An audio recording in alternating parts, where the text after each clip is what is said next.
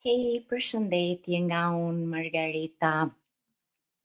Sot do doja të trajtonim një temë që të gjithë e kemi kaluar në jetë, frika.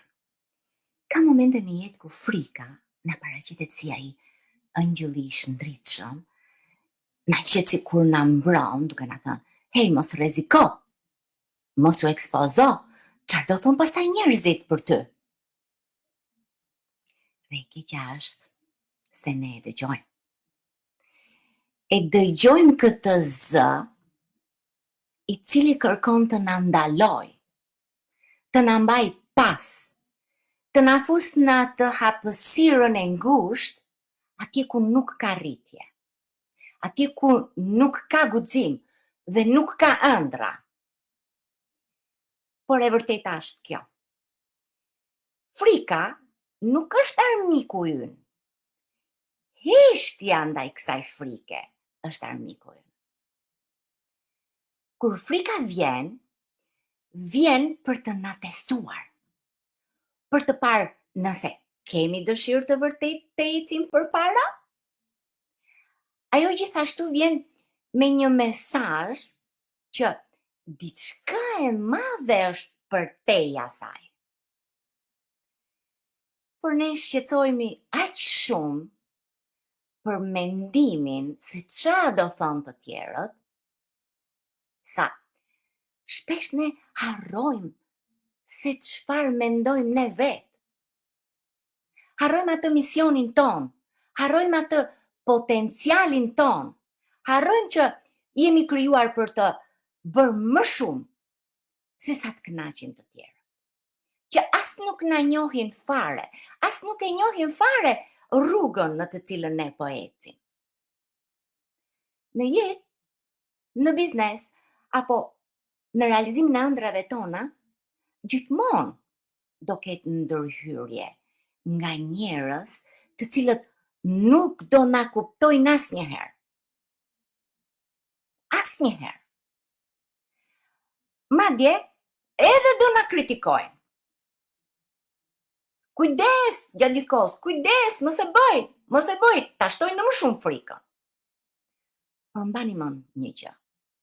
Asnjë mendim nga jashtë nuk ka peshë më të madhe se sa ai zëri yt i brendshëm që ty të thot vazhdimisht, vazhdo, bëje se ti mundesh ta bësh. Dhe unë besoj thellë tek ai zëri i brendshëm. Besoj thellë se njeriu rritet pikërisht atëherë kur vendos ta lër atë frikën të cilën e komandon. Gjatë gjithë kohës na ka komanduar frika. Mos e lejo më. Rritja vjen kur ne fillojmë dhe e hedhim hapin. Biles edhe aty ku nuk e kishim menduar se do ta bënim ndonjëherë. Rritja vjen atëherë kur pavarësisht atij tundimit për të fshehur, ne zgjedhim të shfaqemi.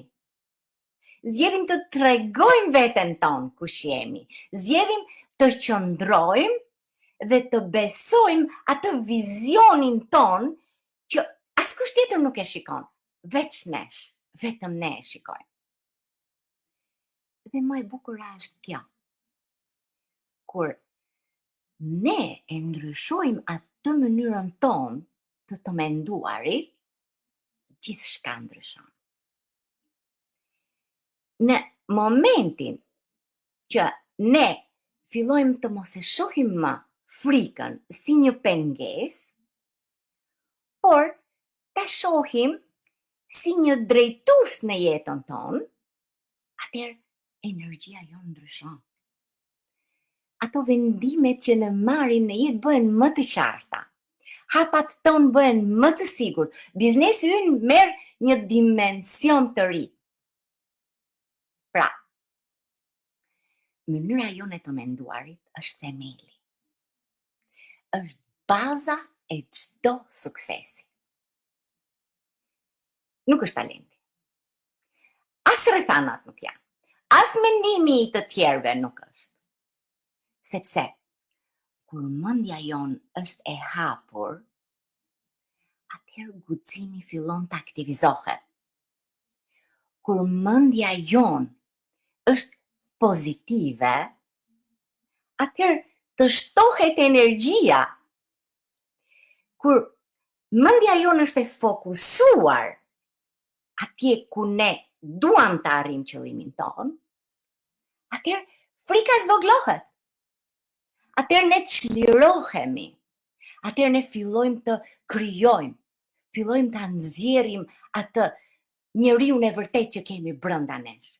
Fillojmë të ndërtojmë, fillojmë t'i afrohemi vërtet atij versionit më të mirë të vetes tonë. Prandaj, unë dua t'ju them këtë gjë sot. Asnjëherë mos e krahasoni rrugën tuaj me askënd tjetër. Mos e ulni atë dritën tuaj, se mos shqetësohet dikush. Jo. Mos e shtypni potencialin tuaj, vetëm sepse dikush nuk të kupton. Ne, dhe secili prej nesh, kemi një vizion të qartë kur duam të bëjmë diçka. Kemi atë thirrjen tonë e kemi një arsye pse jemi në këtë rrugë.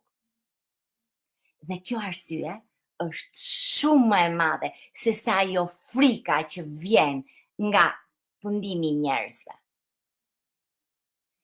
Çdo herë që kjo frikë shfaqet, thuaj me zë të brendshëm: unë zgjedh rritjen. Unë zgjedh guximin. Unë zgjedh veten time dhe nuk do të dëgjoj askënd tjetër se çfarë më thot. Dhe atëherë do shikoni. Do shikoni se gjithçka ka për të filluar të ndryshojë për ju. Jo sepse rruga do bëhet më e lehtë. Jo, por sepse ti do bëhesh më e fortë. Ne këtu jemi për të rritur njëri tjetrin, jemi për të frymëzuar njëri tjetrin dhe për të kujtuar se frika është vetëm një hap para suksesit të vërtet. Vazhdo pra. Vazhdo të besosh tek vetja jote. Vazhdo të shkëlqesh.